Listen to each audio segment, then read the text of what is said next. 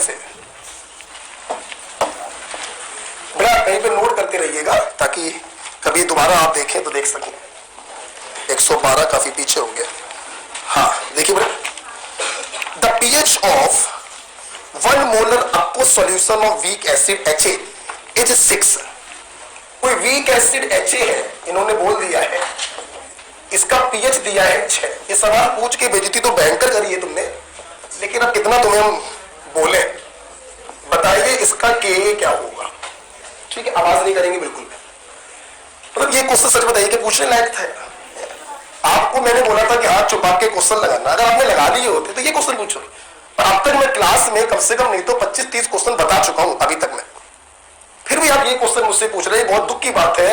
या तो पहले मुंह जबानी काम कर लीजिए, पीएच को 10 की नेगेटिव पावर में चलाएंगे H प्लस आ जाएगा। और चूंकि 1:1 टाइप का वीक एसिड है तो H प्लस बराबर √Ka × C, Ka की वैल्यू आ जाएगी। खत्म खत्म हो गया क्वेश्चन। अरे आंसर में करेक्शन है, फर्स्ट आंसर है, फर्स्ट है। अभी ठीक है, अभी ठीक है, तो बता दिया करो खून पियो हमारा। ठीक है चलिए, अरे खून पीना नहीं, खून जलाना कहते हैं। ऐसे क्वेश्चन देखिए तो गुस्सा आ जाते हैं। 114 देखो, how much sodium acetate should be added to 0.1 molar solution of acetic acid. Dear, सवाल है हम सोडियम एसीटेट का कितना अमाउंट 1 मोलर नहीं 0.1 मोलर एसिटिक एसिड में डालें so that the pH of solution become 5.5। और आपको यह भी दिया है कि इसका जो pKa है, लो आपका और काम आसान कर दिया, pKa दे दिया है 4.74। 74 क्यों लिखो, 75 लिख दो, है ना, क्योंकि आगे के लेटर्स 5 से बड़े हैं तो 4.75। अच्छा, आपसे इसका अमाउंट पूछा जा रहा है। अरे अमाउंट तो कुछ भी हो सकता है, मोल्स में हो सकता है, वेट में हो सकता है, किसी में भी हो सकता है। तो किस में पूछ रहे हैं, ऑप्शन देखिए, मोलैरिटी पूछा। तो सीधा सा क्वेश्चन ये हो गया कि आपको इसकी क्या बतानी है, कंसंट्रेशन बतानी। मेरे भाई, क्या तुम इस मिक्सचर को देख के ये नहीं समझ पा रही हो कि this is the acidic buffer, weak acid plus salt with strong base, this is the acidic buffer. So use the Henderson Hasselbalch equation, pH equal to pKa plus log salt upon acid का concentration. बच्चों, क्या यहाँ पे salt लिखने में कोई दुख तो नहीं है? क्यों नहीं है? क्योंकि ये 1:1। अगर ये सॉल्ट 1:1 ना होता तो फिर कंजुगेट बेस की कंसंट्रेशन लिखते। क्लियर है? आई बच्चों, वैल्यू रखनी थी, pH 5.5, pKb है 4.75, log सॉल्ट की कंसंट्रेशन आपको निकालनी है और एसिड का बच्चों दिया है 0.1। ठीक, क्या मैंने आपको पावर सॉल्ट बनी नहीं सिखाई है? सिखाई। ये जब इस तरफ जाएगा कितना बचेगा? 0.8 क्यों बचेगा? तो 0.75 बचेगा। बताओ सब लोग, सुनना मेरी बात। तो log दिस बराबर 0.75, बोलो लॉग का बेस कितना होता है? 10। तो 0.75 को 10 की पावर में चढ़ा दें तो सॉल्ट अपॉन 0.1 की वैल्यू आ जाएगी। Okay, that's it. So we can write salt की concentration upon 0.1 is equal to 10 की पावर 0.75। बोलो आया ना? क्या मैंने ये पावर सॉल्व करना नहीं सिखाया है? चलो क्या पूरी क्लास बोलिए, शुरू से बोल 1.25, 1.5, 2, 2.5, 3.16, 4, 5, 6.5, 8, 10। राइट? तो ये देखिए, ये वैल्यू कितनी आई थी? 10 की पावर 0.7 की वैल्यू कितनी आई? अरे 3.16, 4, 5, 6.5, 8, 10। 10 की पावर 0.5, 0.6, 0.7। ये 0.7 है, ये 0.8 है, तो 6 मान ले इसको और एवरेज 6 मान ले, तो सॉल्ट की कंसंट्रेशन आ जाएगी 0.6 के अप्रॉक्स आंसर आएगा। 0.6 के अप्रॉक्स जो भी आंसर हो वो टिक कर दीजिए। नहीं मैच कर रहा क्या? 114 0.6 के अराउंड आप देखिए, फर्स्ट वाला मैच मैंने आपको लॉग, एंटी लॉग सब सिखाया था। और ये एंटी लॉग का क्वेश्चन है, ये वही स्टूडेंट कर पाएगा जिसने हमसे मैथमेटिक्स का वो डब्बा पढ़ा होगा। याद है? देखो फिर से बोल दो, 1.25, 1.5, 2, 2.5, 3.16, 4, 5, 6.5, 8, 10। ये वैल्यूज आप बोल रहे हैं 10 की पावर 0.1 की, 10 की पावर 0.2, 10 की पावर 0.3, 10 की पावर 0.42, 10 की power 1। Clear? So the answer is this. 114 के बाद आपने 116 पूछा है, 115 भी पूछा है। क्या है? नीट का क्वेश्चन ये, a physician wishes to prepare, इसको हटा दें, लिखना हो लिख लो, हटा दे बच्चों, ठीक है। चलिए संडे को कोई क्लास तो होगी नहीं आपकी, ठीक है, किसकी है? नहीं मेरी क्लास नहीं होगी, मैं अपनी बात कर रहा हूँ, दूसरा क्या मतलब, मैं क्लास नहीं लूंगा और संडे को आराम से जाओ, चाहे एंजॉय करो या फिर आईएनडी के सवाल दोबारा लगा लो, और मंडे से हम लोग पढ़ेंगे ऑर्गेनिक केमिस्ट्री, ठीक है, हटा दे इसको। अब हम लोग ऑर्गेनिक पढ़ेंगे फ्रॉम एल्केन टू लास्ट। 115 देखो बेटा, एक फिजिशियन है, उसकी इच्छा है एक ऐसा बफर बनाने की जिसकी पीएच हो 3.58। पहले मुझे इतना बता दो, अगर 3.58 का बफर बना रहा है तो ये एसिडिक बफर होगा कि नहीं होगा? होगा कि नहीं होगा? What efficiently resist a change in pH yet contain only small concentration of buffering agent? Which one of following weak acid together with its sodium salt would be best to use? देखिए ये बहुत ज्यादा अंग्रेजी लिखी, इतनी हमें समझ में नहीं आती, हम हिंदी बताते हैं आपको। उन्हें बफर बनाना है जिसका पीएच है 3.58 और वो ऐसा बफर बनाना चाहते हैं जो बेस्ट वर्क करे। क्या करे? तो हुजूर आपको मालूम है कोई बफर बेस्ट काम करता है हाफ न्यूट्रलाइजेशन पॉइंट पर। किस पर बोलो? तो बेस्ट वर्किंग होती है एट हाफ न्यूट्रलाइजेशन पॉइंट। मैंने आपको इसको समझाया नहीं था, और हाफ न्यूट्रलाइजेशन पॉइंट का मतलब आपको मालूम है when pH is equal to pK. हाँ या ना? तो बेटा सीधी सी बात है, आप उस एसिड का इस्तेमाल करिए इसको बनाने में जिसका pKa 3.58 हो। बोलो हाँ या ना? उन्होंने यही पूछा है कि इस बफर को बनाने में हम इन चारों में से किस एसिड का इस्तेमाल करें, तो इन चारों में से उस एसिड का इस्तेमाल करो जिसका pKa 3.58 हो। तो जैसे ही pH बराबर pKa हुआ वो हाफ न्यूट्रलाइजेशन पॉइंट हो जाएगा जिस पर बफर बेस्ट अपना शो करेगा। So the answer is for acetoacetic acid. आप इस एसिड को ले लीजिए और इसके सोडियम सॉल्ट को मिला दीजिए, pH बराबर pKa आ जाएगा और बेस्ट वर्क करेगा। तो क्वेश्चन कितनी लाइन का था? 5। लेकिन इसमें पेन नहीं चलाना था पगलो, इसमें सिर्फ सोचना था। क्या पेन चलाएगा इसमें? ये तो हमने ऐसे ही लिखा है फर्जी में, कुछ तो लिखे, सवाल बता रहे तो कुछ तो लिख दे, ठीक है। तो इस सवाल में पेन नहीं चलना था, सिर्फ आपको सोचना था कि फिजिशियन की इच्छा है एक ऐसा बफर बनाना जो अपना बेस्ट शो करे, और बेस्ट शो तब करेगा जब pH बराबर pK हो।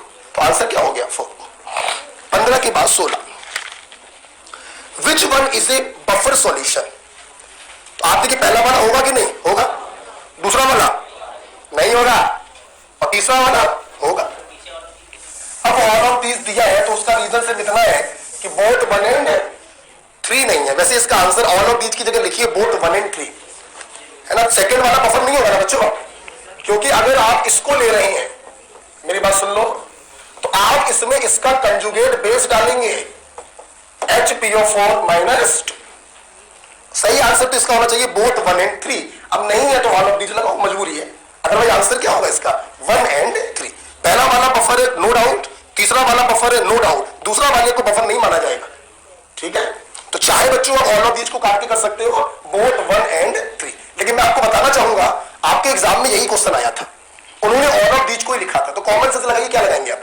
All of these. क्लियर है? तो एक से ज्यादा आंसर सही लग रहे हैं आपको तो ऑल ऑफ दीज वाले टिक किया जाएगा, ठीक है। 115 हो गया, 116 हो गया, 120। क्या है? The pH of 1 molar sodium acetate nearly.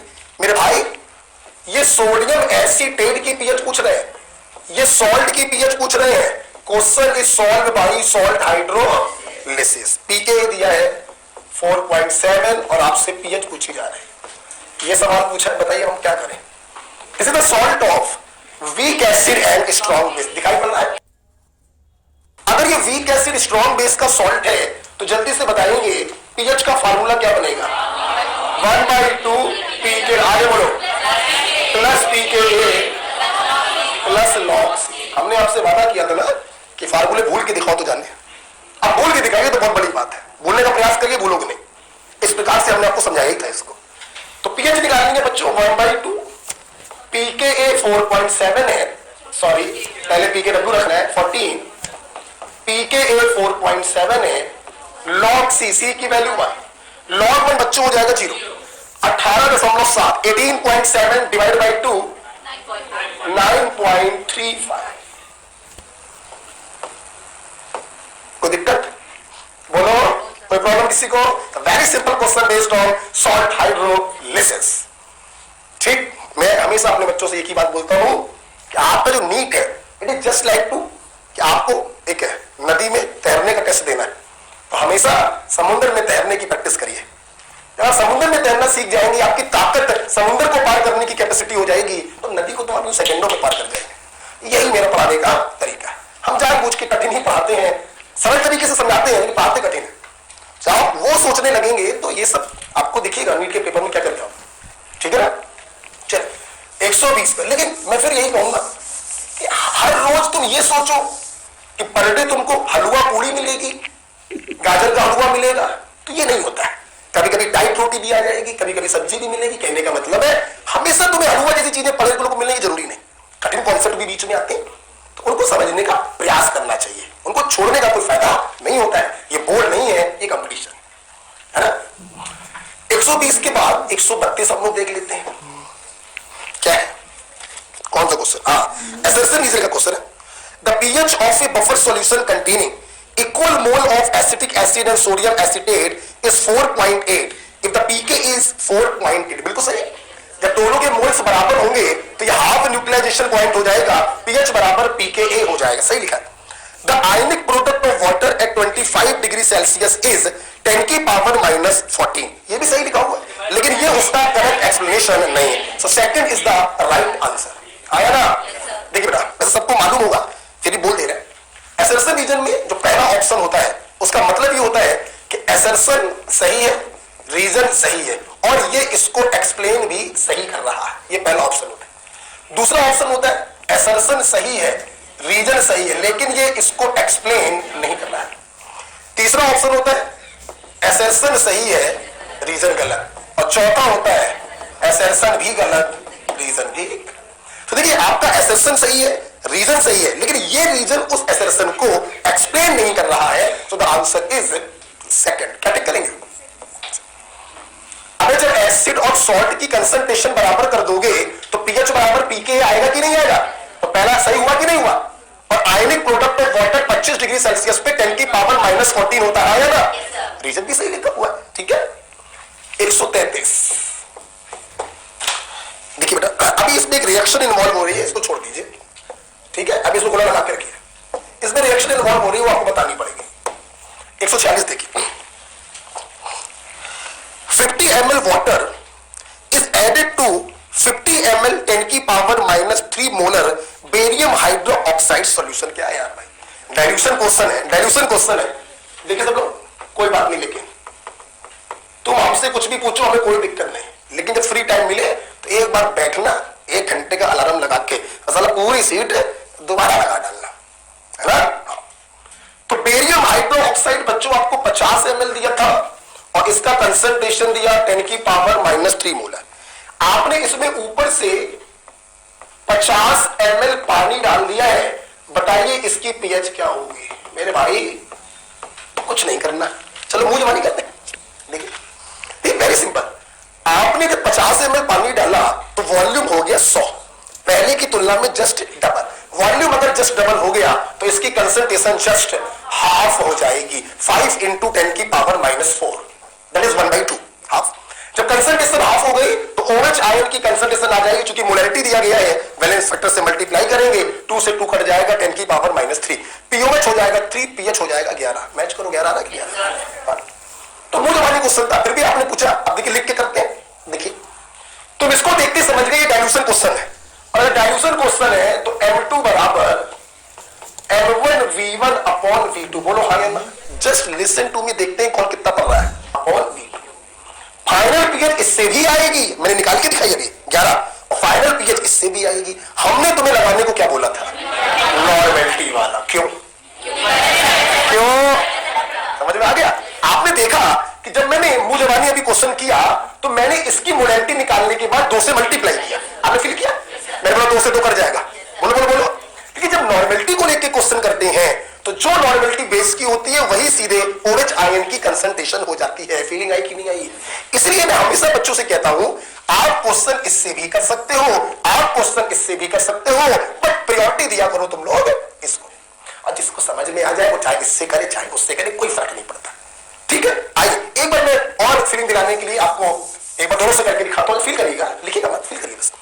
अगर मान लीजिए मैं M2 का इस्तेमाल करता, सुनो बेटा, तो M2 का अगर तुम इस्तेमाल करते तो ये बेस की मोलैरिटी आती M1 V1 अपॉन V2 आया ना, तो बेस की मोलैरिटी इतनी आती। अब अपन को फाइनल कंसंट्रेशन बेस की थोड़ी चाहिए, अपन को चाहिए होती final concentration of either H plus और OH माइनस। अगर ये बेस है तो अपन को फाइनल कंसंट्रेशन मिलेगी OH माइनस की। आपको स्ट्रॉन्ग बेस की मोलैरिटी दी गई है तो मल्टीप्लाइड बाय वैलेंस फैक्टर 10 की पावर -3, ये 3 क्या हो जाएगा POH, तो pH बोलोगे 11। देखो ऐसे किया, ऐसे किया। आप देखिए जब आपने मोलैरिटी वाले फंडे को यूज किया तो OH आयन की कंसंट्रेशन निकालने के लिए मैंने मोलैरिटी ऑफ बेस में उसके बैलेंस फैक्टर से मल्टीप्लाई किया, हाँ या ना? लेकिन अगर यही क्वेश्चन आप नॉर्मेलिटी वाले से करते, किससे, तो ऑफ कोर्स N2 आप निकालते, ये करके दिखा रहा हूं, तो ये N2 सीधे डिनोट करता OH आयन की फाइनल कंसंट्रेशन को। बोलो हाँ या ना? M2 में ऐसा नहीं होता है, N2 में होता है। अब N2 निकालना है तो यहां पे N1 चाहिए। बोलो क्या चाहिए? N1। टिक तो मालूम होगी, ना मिली फांसी, ना मिली फांसी। नॉर्मेलिटी बराबर मोलैरिटी इनटू वैलेंस फैक्टर।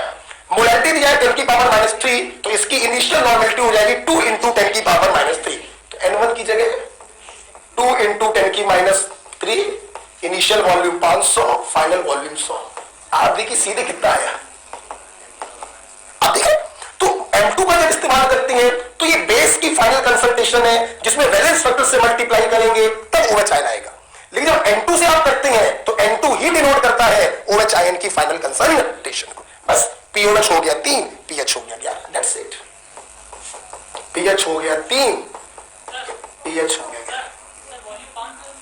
50 है, 50। ध्यान से देखो, चश्मा लगा, देखो देखो, हमने 500 कर दिया क्या? हाँ, अरे अरे अरे ठीक है, अरे इतना जोश में आ रहे भाई, अरे ठीक है, अरे अरे बस खुश। हमें ये बताओ आंसर क्या आया कि नहीं? अब कुछ भी लिखे आंसर किया कि नहीं किया? क्या छोड़िए उसको, वो लिखने में मिस्टेक हुआ, आपको दोबारा मैंने रिवाइज करा दिया। ये क्लियर हुआ कि नहीं हुआ? तो अब तो सब चीजें क्लियर हो गई होंगी। अच्छा, मैं इसके बाद आपने कौन सा पूछा? 146, यही बताया मैंने। 149, अरे मूर्खो, कोई बोलेगा नहीं ना मुन्ना ना। चलो किसको खड़ा करे? शशि वाला बताओगी? बताओगी पक्का? खड़ी हो। शशि वाला कुछ बताना चाहती है, सब लोग सुनेंगे, देखेगा कोई नहीं इनको। सुनो से बताओ। सॉल्ट हाइड्रोलिसिस के सारे फार्मूले मेरे ख्याल से मुझे मानी याद ही होंगे। एक ऐसा सॉल्ट था जिसकी हाइड्रोलिसिस होती थी लेकिन उसकी पीएच में कंसंट्रेशन टर्म नहीं आता था। कौन था वो? Weak acid. और तुम्हारा नाम शशि वाला है। वीक एसिड और वीक बेस में हाइड्रोलिसिस तो होती थी लेकिन उसके पीएच के फार्मूले में कंसंट्रेशन टर्म में वीक एसिड और वीक बेस एक ऐसा सॉल्ट था जिसकी पीएच, जिसका केएच और जिसका स्मॉल एच सॉल्ट की कंसंट्रेशन पर डिपेंड नहीं करता था। तो वीक एसिड वीक बेस का इनिशियल कंसंट्रेशन 10 कर दो और चेंज करके 100 कर दो, फिर चेंज करके 1000 कर दो, ना केएच पे फर्क पड़ेगा, ना एच पे फर्क पड़ेगा और ना पीएच पे फर्क पड़ेगा। तो यही सवाल था मुंह जवानी क्वेश्चन नंबर 149। इन्होंने बोला the degree of hydrolysis of A salt of weak acid and weak base is 50% when the concentration is 0.1। बताइए अगर कंसंट्रेशन 0.2 कर दें तो अब इसका डिग्री ऑफ हाइड्रोलिसिस क्या हो जाएगा? 50% ही रहेगा। ठीक, अच्छा एक बात का सवाल लगा, आप बताइए आपको लगा कि जैसे पढ़ाते हैं वैसे सवाल पूछे जाते हैं? वैसे पूछे जाते हैं। ठीक है, अपनी थ्योरी बिल्कुल उसी पर आधारित है कैसे क्वेश्चन पूछे जाते हैं। लास्ट क्वेश्चन देख लेते हैं, दैट इज 160। अच्छा ये वाला देखिए, हटा दे इसको। अब एक ही क्वेश्चन बचा था, वापस लाओ। क्या वापस नहीं आया? चल छोड़ो, बेटा हमारी चीज देखते हैं। The percentage of pyridine that form pyridinium ion in a 0.1 molar aqueous solution of pyridine। ये देखिए, एक्चुअली आपसे ये अल्फा पूछ रहे बेटा, ये आपको pyridine दिया है। pyridine is a Bronsted base, है ना, because it is electron rich proton acceptor, और जो ब्रॉन्स्टेड बेस होते हैं वो लुईस बेस भी होते हैं। क्लियर है बच्चों? इसका कंसंट्रेशन दिया है 0.1 मोलर, इसका बेटा केबी आपको दिया है 1.7 इंटू 10 की पावर -9। आपसे पूछा है परसेंटेज ऑफ डिसोसिएशन, ये बच्चों आपसे पूछ रहा है। अरे मेरे भाई, क्या मैंने तुमको नहीं पढ़ाया? ब्रॉन्स्टेड बेस का अगर डिसोसिएशन का इक्वेशन लिखना है तो पानी डालो। क्या डालो बेटा? तुम जैसे इसमें पानी डालोगे ना, तुम्हें पूरा इक्विलिब्रियम दिखाई पड़ने लगेगा। This is a Bronsted base proton acceptor, while this is a amphiprotic, दे भी सकता ले भी सकता। अगर बगल में लेने वाला खड़ा तो उसको देने में मजा आता है, H+, ठीक है, दे दे। और जब H+ दे देगा तो ये देखो बच्चों क्या बन गया, pyridinium आयन बन गया, और साथ में क्या मिल गया, OH। इसका तो कोई यूज होता नहीं। तो ध्यान से अगर आप देखें तो क्या बच्चों आपको pyridine 1:1 दिखाई नहीं पड़ रहा है? और अगर ये 1:1 दिखाई पड़ रहा है, आपसे अल्फा पूछा जा रहा है, सीधे लगाइए Kb बराबर C अल्फा स्क्वायर, आया ना? तो अल्फा बराबर Kb अपॉन C का अंडर रूट।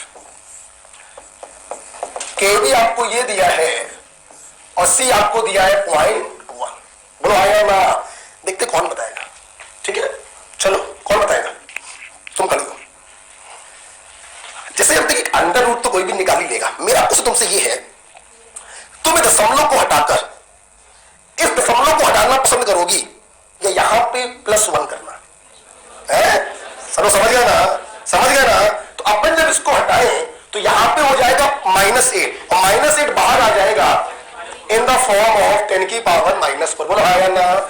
1.7 13 13 169, 13 13 जा 169, 1.3 इंटू 1.3 बराबर 1.69। तो आप इसको मान सकते हैं 1.3। हाँ या ना? क्या मैंने आप लोगों को अंडर रूट लेना सिखाया है? उससे तुम लोगों को कुछ फायदा मिला कि नहीं मिला? बहुत फायदा मिला। ये बच्चों आपका अल्फा आया है ना, इन्होंने परसेंटेज में पूछा है, 100 से मल्टीप्लाई कर दो, ये आपका अल्फा परसेंटेज में आ गया। तो बच्चों आंसर ये भी है और बच्चों आंसर ये भी, दोनों आंसर है। ऊपर वाला नॉर्मल अल्फा है और नीचे वाला परसेंटेज अल्फा है। ठीक है, कौन सा मैच कर रहा है? सेकंड मैच कर रहा है। क्लियर? बैठिए, आइए। ओके, सारे क्वेश्चन हो गए, जल्दी हो गए। चलिए लिखना लिख लीजिए। बच्चों आपको ये कैसे पता चला कि ये 1:1 टाइप का इलेक्ट्रोलाइट है? आपने जब इसमें पानी डाला तो इसने कितने लोग पैदा किए? 2। जब कोई इलेक्ट्रोलाइट 2 लोगों को पैदा करता है तो हम उसको 1:1 टाइप का मानते हैं। नेक्स्ट पॉइंट, पूरी क्लास बताएगी। क्या मैंने तुम्हें ये कॉपी पे नहीं लिखवाया कि ब्रॉन्स्टेड बेस या लुईस बेस की डिसोसिएशन की इक्वेशन कैसे लिखते हैं? पानी पानी, मुझे अच्छे से याद है, मैंने कॉपी पर फिनॉक्साइड वाला सवाल कराया था। कुछ याद हो आपको? कराया था? ठीक है, चलिए चलते हैं the last concept of the chapter.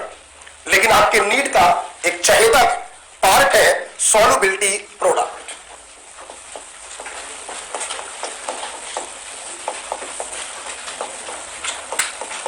अरे अंकित, अंकित ग्रेसियोन करो। आप आवाज नहीं, बिल्कुल आवाज नहीं, और नजरें सामने रखिए। देखिए सॉल्युबिलिटी प्रोडक्ट क्या है, आइए डेफिनेशन लिखवा देते हैं। What is solubility product? लिखेंगे product of concentration of ions given by a sparingly soluble salt in saturated condition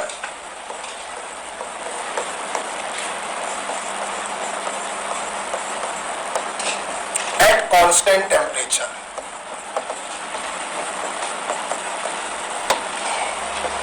ठीक है, देखिए देखिए, सबसे पहले ये बात मैं कम से कम 10 बार बोल चुका हूं कि हमारी केमिस्ट्री में टेम्परेचर हमेशा क्या रखा जाता है, कांस्टेंट। क्योंकि अपन लोगों की केमिस्ट्री के जो कांस्टेंट होते हैं ना, they all are temperature dependent, इसलिए हम लोग केमिस्ट्री में टेम्परेचर को हमेशा कांस्टेंट रखते हैं। ठीक, अच्छा सुन लो, सॉल्युबिलिटी प्रोडक्ट थोड़ी देर में समझिए। सबसे पहले इस डेफिनेशन में दो शब्द आए हैं, स्प्रैंगली सॉल्युबल सॉल्ट और सैचुरेटेड कंडीशन। इसको समझ लीजिए। स्प्रैंगली सॉल्युबल सॉल्ट ये भी मैं तुम्हें पढ़ा चुका हूं, इनको हम लोग वीक इलेक्ट्रोलाइट मानते हैं, याद है। हम लोग स्प्रैंगली सॉल्युबल सॉल्ट उन्हें कहते हैं जो बहुत माइन्यूट क्वांटिटी में वाटर में डिसॉल्व होते हैं, दशमलव में डिसॉल्व होते हैं, पॉइंट्स में डिसॉल्व होते हैं, उन्हें हम लोग कहते हैं स्प्रैंगली सॉल्युबल सॉल्ट। जैसे AgCl पानी में बहुत कम डिसॉल्व होता है, that is sparingly soluble salt. PbCl2 sparingly soluble salt. Barium fluoride sparingly soluble salt. लेकिन बात करें नमक, NaCl की बात करें, no, this is highly soluble salt. First और सेकंड के सॉल्ट यूजली वाटर सॉल्युबल होते हैं, फर्स्ट के तो सारे ही होते हैं और सेकंड में कुछ एक्सेप्शंस होते हैं। तो सॉल्युबिलिटी प्रोडक्ट का जो कॉन्सेप्ट है वो ऐसे ही सॉल्टों पे लगता है जो स्प्रैंगली सॉल्युबल हो, वीक इलेक्ट्रोलाइट की तरह बिहेव करते हैं।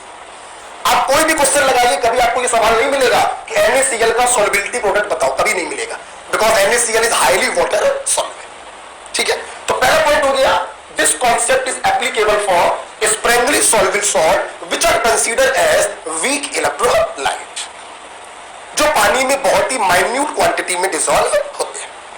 ठीक, अब बात करते हैं सैचुरेटेड कंडीशन क्या होता है। दो एग्जांपल से मैं आपको समझाता हूं, समझो। आप क्या करिए, एक गिलास में पानी भरिए, लगभग एक गिलास भर लिया, 100 ml पानी है, और उस एक गिलास पानी में आप शक्कर घोलने का प्रयास करिए। आपने 1 चम्मच शक्कर उसमें डाली, से 1 चम्मच में 10 ग्राम शक्कर आती है, तो आपने 1 चम्मच शक्कर डाली, स्पून चलाई, शक्कर घुल गई। आपने 1 चम्मच शक्कर और डाली, स्पून चलाई, वो भी घुल गई। आपने तीसरी चम्मच शक्कर डाली, स्पून चलाई, वो भी घुल गई।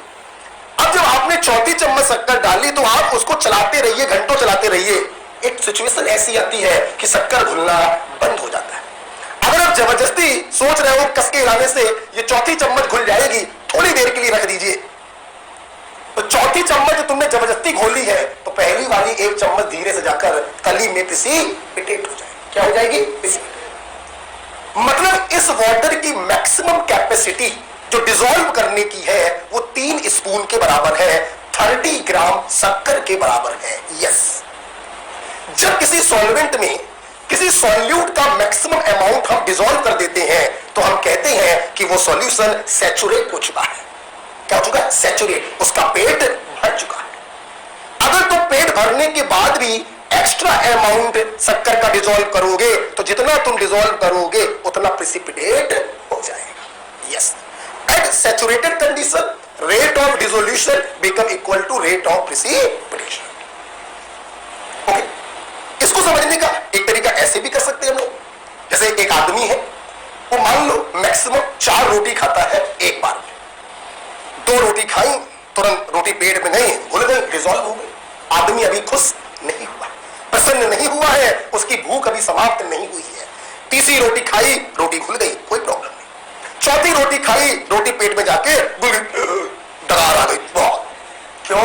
4 रोटी की कैपेसिटी थी, 4 रोटी पेट में पहुंच गई, आदमी खुश हो गया, सैचुरेट हो गया। वो मैक्सिमम जितनी रोटी खा सकता था तुमने उतनी रोटी उसके पेट में डाल दी, वो आदमी सैचुरेट हो गया। अगर तुम उसको जबरदस्ती, घर पे होता है एक रोटी अक्सर साली लोग जलवा जीजा जी का, तो जीजा जी भी मोहब्बत में खा तो लेते ही, लाओ भाई कहो, और थोड़ी देर बाद देखते साली चलेगी, हाँ चलेगी, लोटा पकड़ लिया। काहे?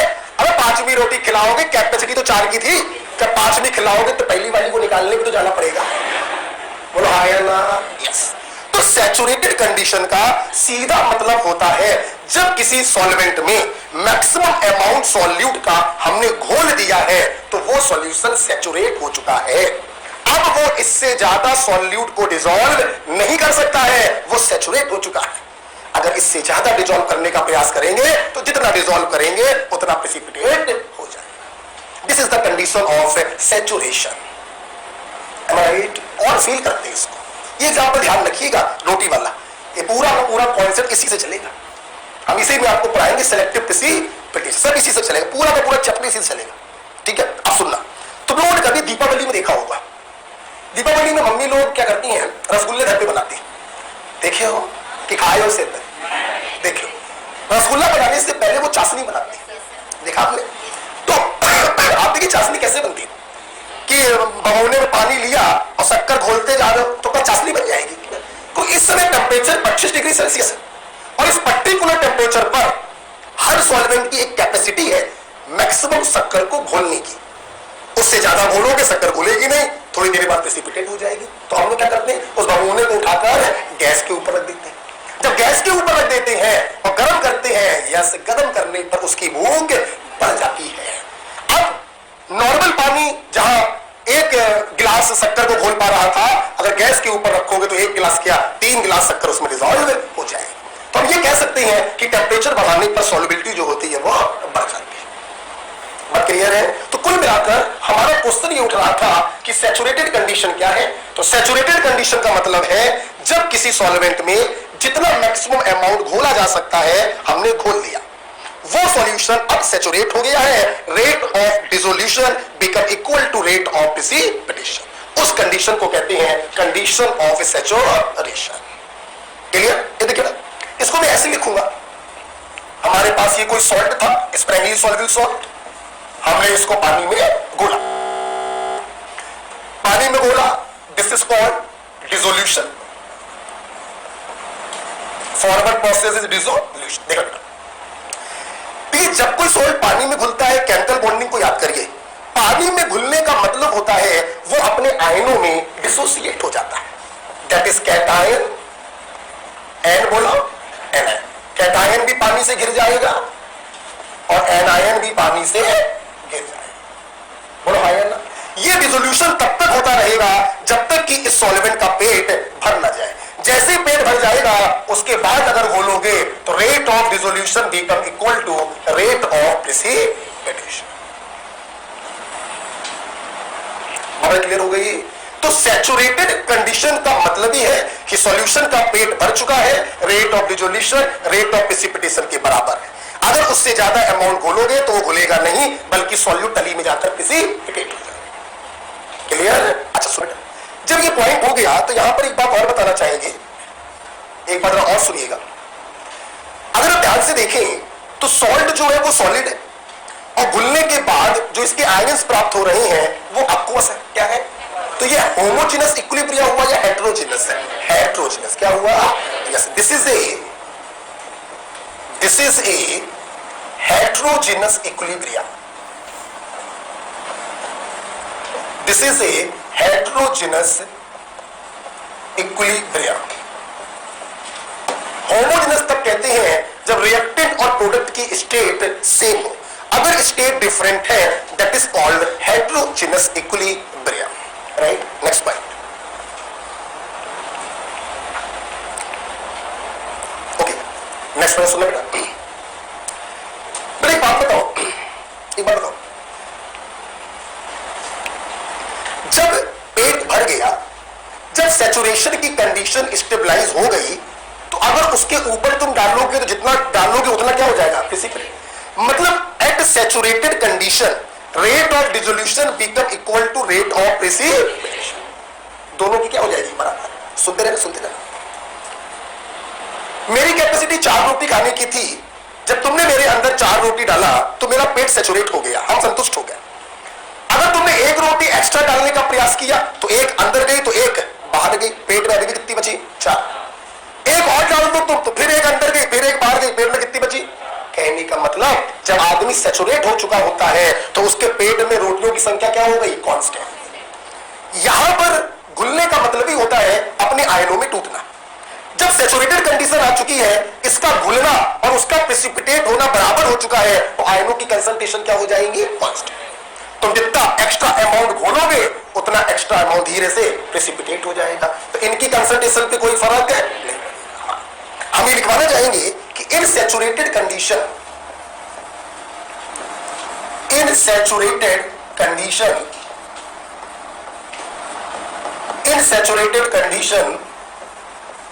rate of dissolution becomes equals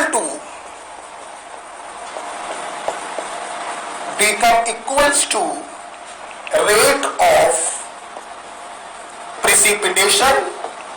Hence a dynamic equilibrium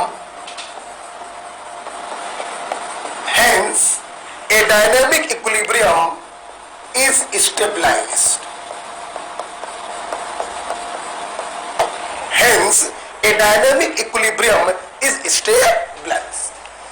saturated condition पर rate of dissolution rate of precipitation के बराबर हो जाती है और इन दोनों के बीच में एक डायनामिक इक्विलिब्रियम स्टेबलाइज होता है। अनडिसॉल्व्ड सॉल्ट और डिसॉल्व्ड सॉल्ट के बीच में एक डायनामिक इक्विलिब्रियम स्टेबलाइज्ड हो जाता है। क्लियर? और आयनों की कंसंट्रेशन क्या हो जाती है? कांस्टेंट। तीसरा पढ़ लिखिए, इन सैचुरेटेड कंडीशन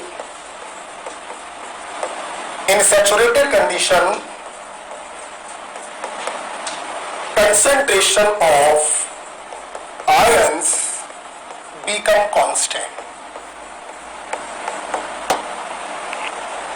ठीक है, हम उस चीज पर समय दे रहे हैं जो यूजली जल्दी में लिख के लोग आगे बढ़ जाते हैं। इस पे समय लीजिए, आप थ्योरी पहले क्लियर कर लीजिए। सैचुरेटेड का मतलब क्या होता है, डिसोल्यूशन, प्रिसिपिटेशन, कितना अमाउंट मैक्सिमम घोला जा सकता है, वगैरह वगैरह वगैरह। ओके, अच्छा सुनना बेटा, फिर से देख लो।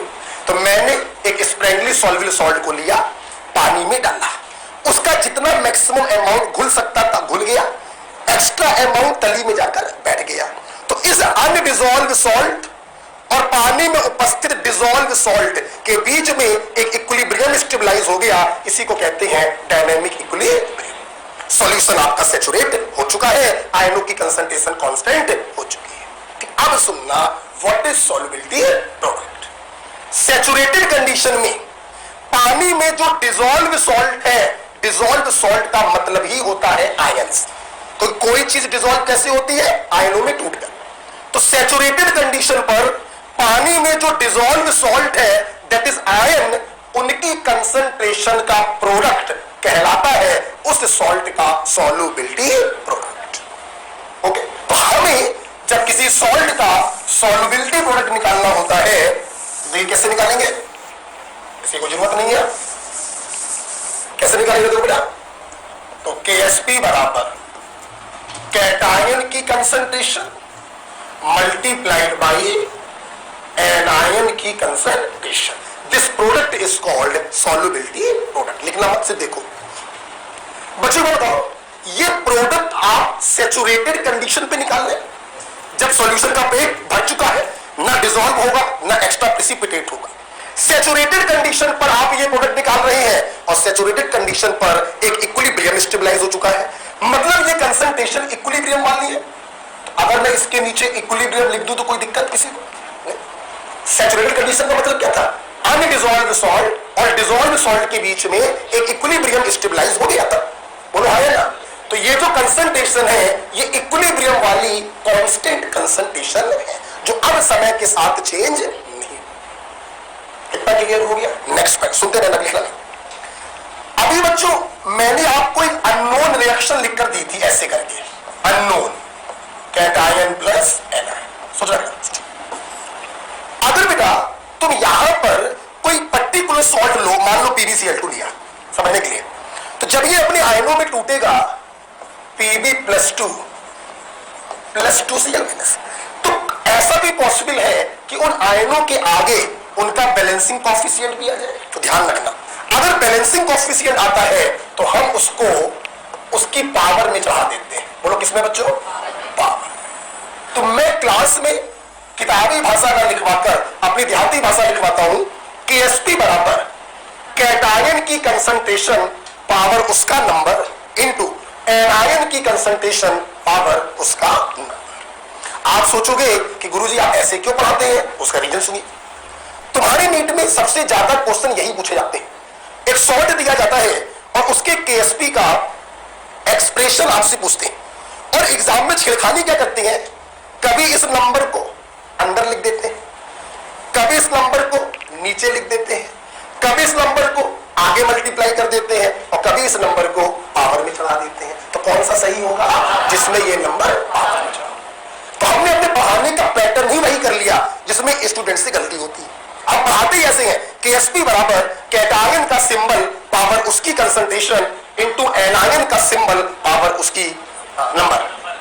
ठीक है, सिंबल का मतलब होता है कंसंट्रेशन से कम 1 महीने पहले से जानते हो ये बड़ा ब्रैकेट क्या डिनोट करता है, कंसंट्रेशन, बोले तो मोलैरिटी, बोले तो मोल पर लीटर। ओके, आइए सुनो सब लोग, सब लोग सामने देखेंगे, इसको लिख लीजिए, इसको लिख लो। तो कभी भी किसी सॉल्ट के केएसपी का एक्सप्रेशन लिखना हो, बिल्कुल टेंशन फ्री रहना, कैटायन का सिंबल लिख देना और उसका नंबर उसकी पावर में चढ़ा देना, इनटू एनायन का सिंबल लिख देना और उसका नंबर उसकी पावर में चढ़ा देना, दैट्स इट। ये सिंबल क्या डिनोट करेंगे, इक्विलिब्रियम वाली कंसंट्रेशन। ओके, वैसे तो सभी बच्चे काफी टाइम से हमसे पढ़ रहे हैं, जिन्हें नहीं मालूम है भाई वो लिख लें। कंसंट्रेशन निकालने का तरीका होता है moles upon volume in litre. ठीक है, एक बार फिर से सभी लोग बताएंगे, तो सामने देखिए। ये सब तो बहुत जल्दी समझ में बच्चों को आ जाता है। इसके पहले जो मैंने थ्योरेटिकल पॉइंट लिखवाए थे उसको देखो और बोलो, मेरे क्वेश्चन का उत्तर देना। अगर किसी आदमी की कैपेसिटी 4 रोटी खाने की है, तुमने उसके पेट में 3 रोटी पहुंचा दी, क्या आदमी सैचुरेट हो गया? जैसे चौथी रोटी डाली क्या सैचुरेट हो गया? सैचुरेट हो गया।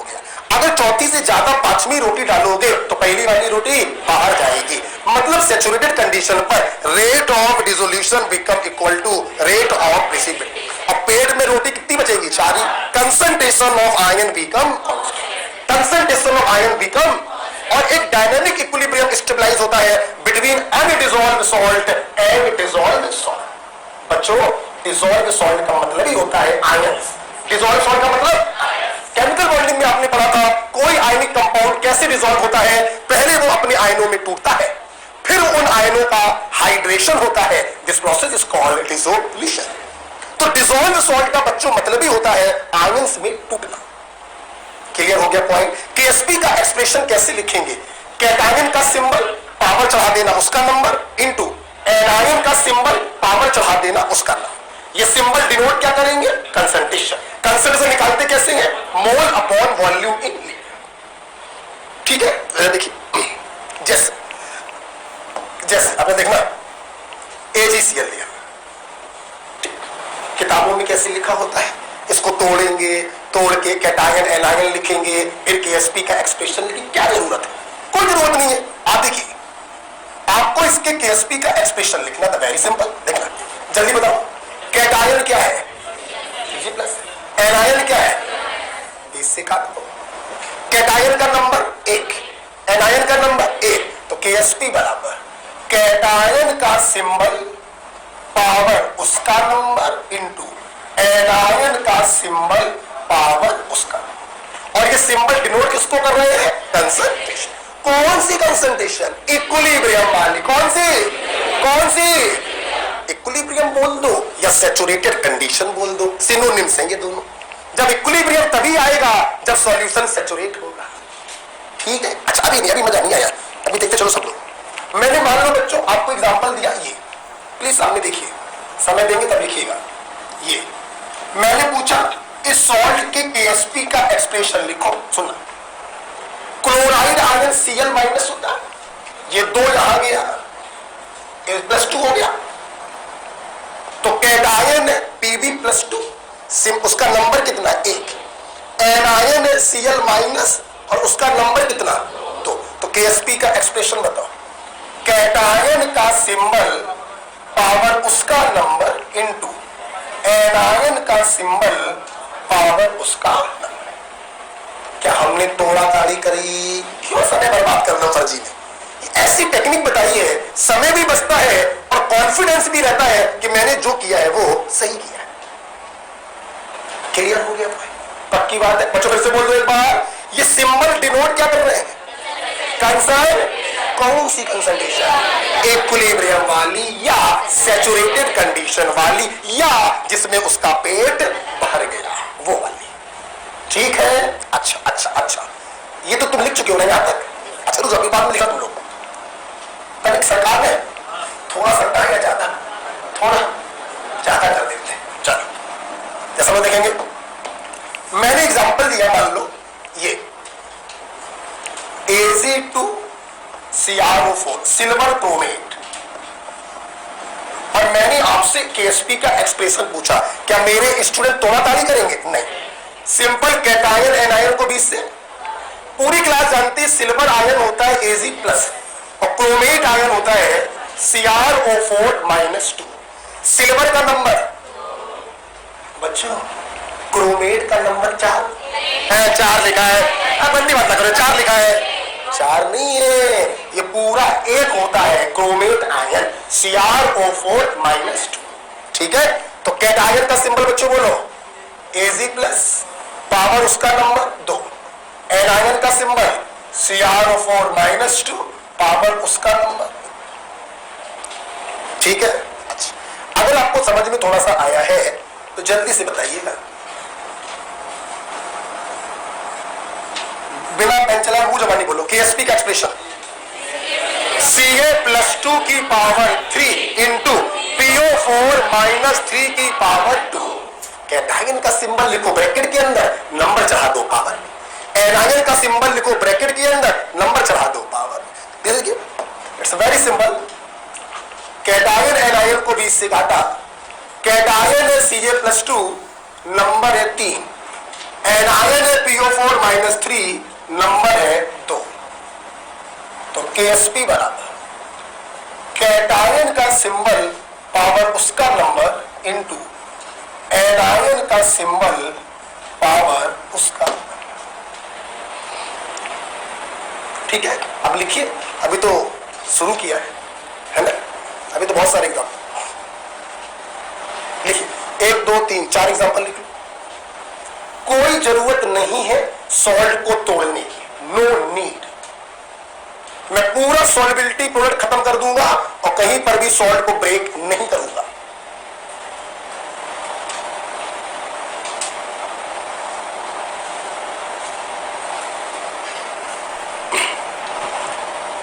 आयनिक इक्विलिब्रियम एक बड़ा चैप्टर होता है, 2 क्वेश्चन आते हैं इससे, और इस बड़े चैप्टर में पिछले 5-6 साल का अगर हिस्ट्री आप देखें तो सबसे ज्यादा क्वेश्चन सॉल्युबिलिटी प्रोडक्ट पर ही पूछे गए।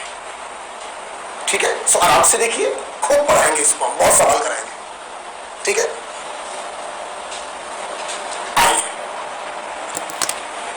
आगे बढ़े, आगे दीजिए, आगे बढ़े।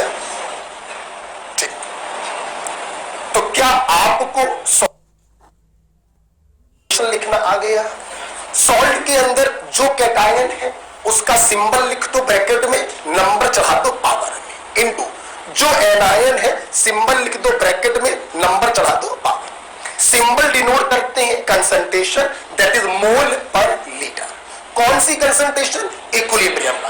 इक्विलिब्रियम बोले तो सैचुरेटेड कंडीशन, जब सॉल्यूशन का पेट भर गया, जब मैक्सिमम अमाउंट सॉल्यूट का डिसॉल्व हो चुका, that is called saturated condition. ठीक है? चलो, वैसे तो मुझे आगे बढ़ना चाहिए, आप लोग रिपीटेड बैच के स्टूडेंट हैं, फिर भी मैं आपको फ्रेशर्स मानकर एक छोटी सी बात और सिखा देता हूं। आती होगी, फिर भी टाइम थोड़ा पास कर लेते हैं, खत्म तो कल ही करना, आज तो करना नहीं है ना। इसको छोड़ देते हैं, तो मैं पीछे जा रहा हूं, चले, जिसको ना आता हो वो देखे। देखिए, इसमें कोई संदेह नहीं है, पूरी क्लास हमसे ऑक्सीडेशन रिडक्शन पढ़ चुकी है। फर्स्ट ए के जितने मेटल होते हैं चार्ज बोलो +1, सेकेंड ए के मेटल के चार्ज बोलो, बोला करो +2, एल्यूमिनियम थर्ड ग्रुप का होता चार्ज बोलो बेटा +3, सिल्वर पे चार्ज हमेशा +1, जिंक पे चार्ज हमेशा +2, आयरन पे चार्ज +2 भी हो सकता और +3, फेरस भी और 3, ये सब आपको मालूम ही होंगे। ठीक है? अच्छा, एक होता अमोनियम आयन NH4, सबको मालूम है, कोई दिक्कत नहीं।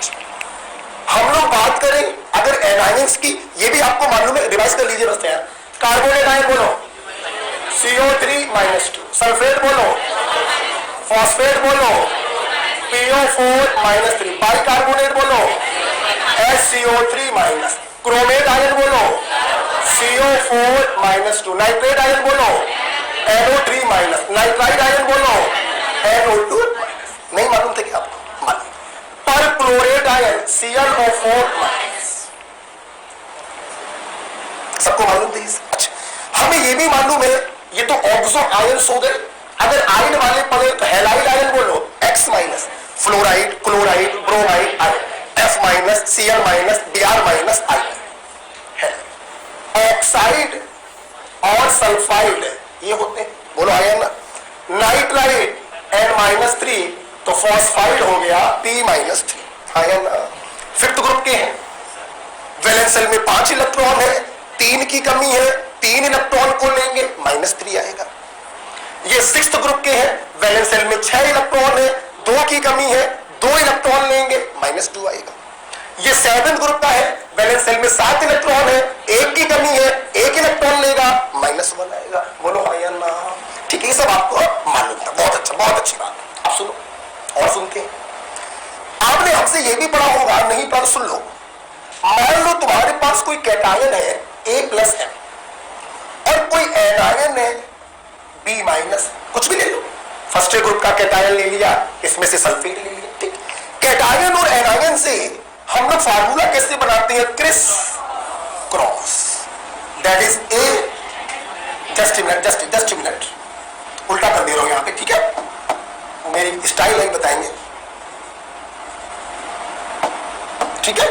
तो M आ जाएगा इसके नीचे और N आ जाएगा इसके नीचे। किसी को प्रॉब्लम है? सब आपने बहुत पहले पढ़ रखा है, ऐसे डिवाइस कर देते हैं।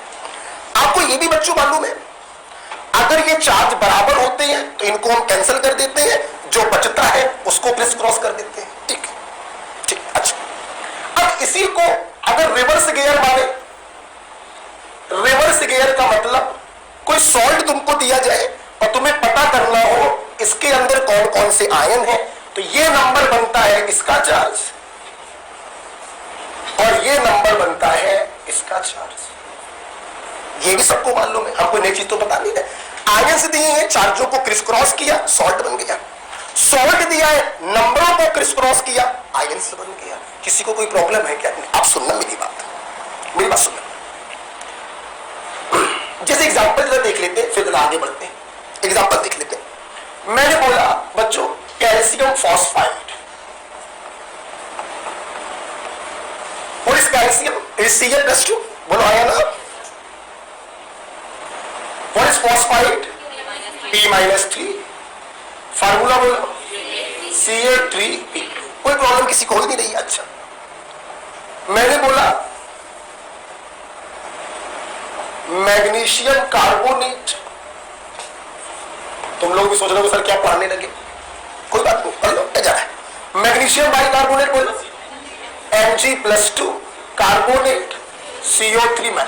चार्ज देखिए सेम है, ये कॉमन नंबर 2 से कैंसिल हो रहे हैं, 2 एकम, 2 एकम, तो बच्चों फार्मूला क्या बना? Mg CO3। बोलो हाय।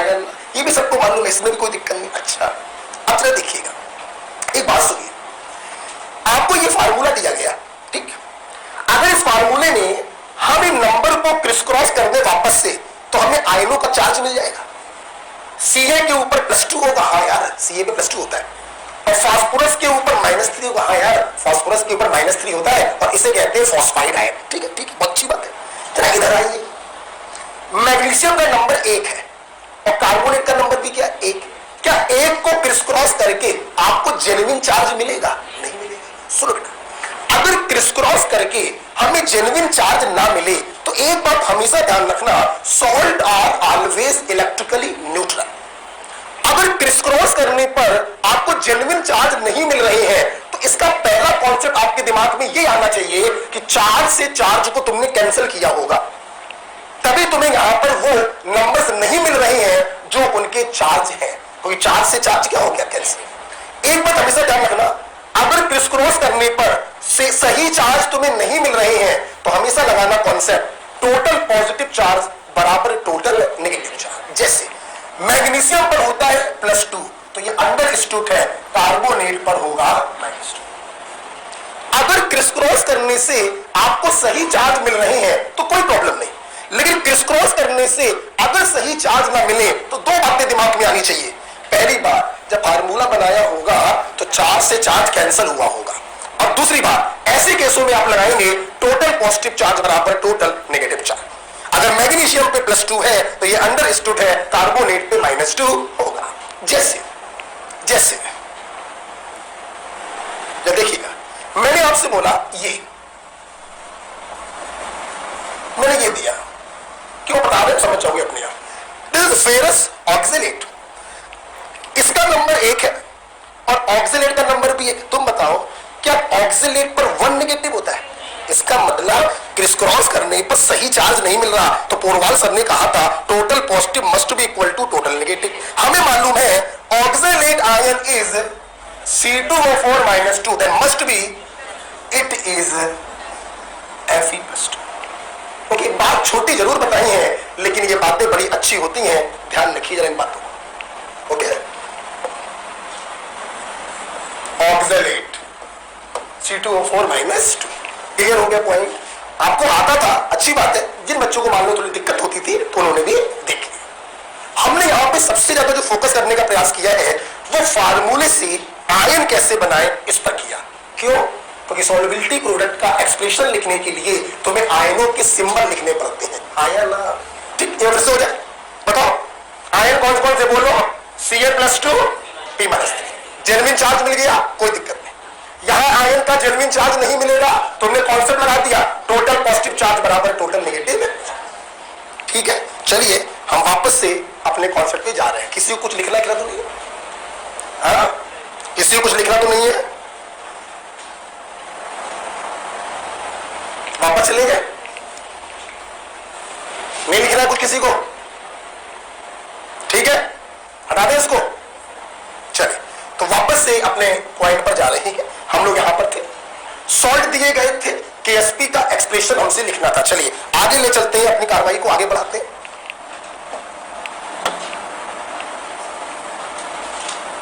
आइए जरा कुछ और देखते हैं।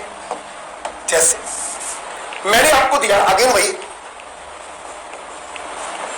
ये दिया, तुम्हारे मेडिकल में क्वेश्चन आ गया, भैया इसके KSP का एक्सप्रेशन लिखिए। मेरी क्लास जरा बताए आयन कौन कौन से? Fe+2 और C2O4 -2। अब देखिए क्रिस क्रॉस से नहीं काम होता है, यहां पे काम हुआ total positive must be equal to total negative. Right बच्चों? तो कैटायन का सिंबल हो गया Fe+2, बच्चों नंबर कितना है? 1। एनायन का सिंबल हो गया C2O4 -2 और नंबर कितना है? ठीक, एक एनसीईआरटी का क्वेश्चन, जर्कोनियम फॉस्फेट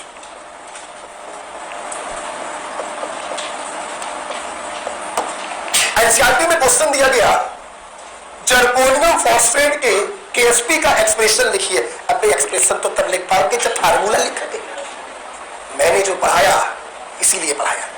बहुत से बच्चे ऐसे बैठे जो कभी कभी पूछ सकते हैं कि सर क्लोरीन में C का मतलब तो कार्बन है, L का मतलब क्या है? तो उनके लिए अकेले मिनरल L का फुल टूस मतलब बताएंगे। हो सकता है कुछ लोग पूछ सकते हैं, अलग अलग नहीं है, एक साथ है Cl क्लोरीन। ठीक है, चलिए जर्कोनियम फॉस्फेट। बच्चों जर्कोनियम और हॉफनियम अगर आपने पीरियोडिक टेबल पढ़ा हो, इन्हें हम लोग ट्विंस एलिमेंट कहते हैं।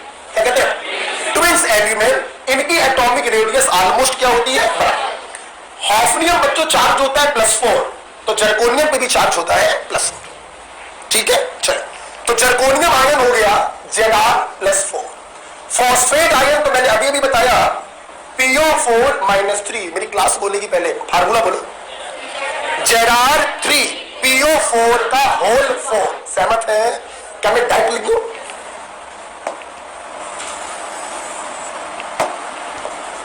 Zr3 PO4 का होल 4। अब बच्चों मान लो हम तुम्हें इसका फार्मूला दे देते तो क्या आप आयंस पता नहीं कर पाएंगे? बताइए, बोला करो यार। Zr में बोलो +4, PO4 में बोलो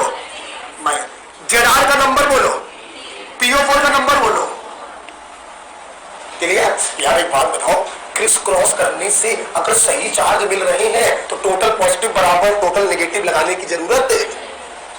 अब और सुनो और सुनो और सुनो, सर हमें कैसे पता चलेगा कि क्रिस क्रॉस करने से हमको सही चार्ज मिल रहे हैं? तो इसके पहले जो आयन लिखवाए थे वो बारात में थोड़ी आए थे, वो याद होने चाहिए। Carbonate CO3-2, phosphate PO4-। फिर सवाल उठा, सर चलो आपकी बात मान ली कि हमको ये याद था कि इस पर -3 आना चाहिए, -3 आया, लेकिन सर ये तो याद नहीं था मेरे लाल, अगर एक का चार्ज सही आ रहा है तो दूसरे का भी गारंटी है कि सही होगा। क्लियर? आप ये मत सोचिए कि ये 3 यहां पे ले गए इसका सही आ जाए और ये 4 यहां पे ले जाए इसका गलत आ जाए, ये नहीं हो सकता। एक का सही आया तो दूसरे का ऑटोमेटिक सही आता है। ठीक है, इन्हें कहते हैं छोटी छोटी मगर मोटी मोटी बात है। ठीक, चलो तो बताओ KSP का एक्सप्रेशन पूरी क्लास बोलेगी, बोलो हम, बोलो जरा +4 की पावर इंटू PO4 -3 की पावर। आप समझ में आया वैसे हम क्यों पढ़ाते हैं? कोई कंफ्यूजन नहीं दिमाग में रहेगा, ये 3 कहां जाना है पावर में और ये 4 भी कहां जाना है। बच्चों ये सिंबल क्या डिनोट कर रहे हैं? कंसंट्रेशन। यूनिट बोलो मोल और लीटर। कंडीशन बोलो इक्विलिब्रियम या सैचुरेटेड कंडीशन। टेम्परेचर बोलो। ठीक, कुछ और चलते हैं, थोड़ा और करते हैं।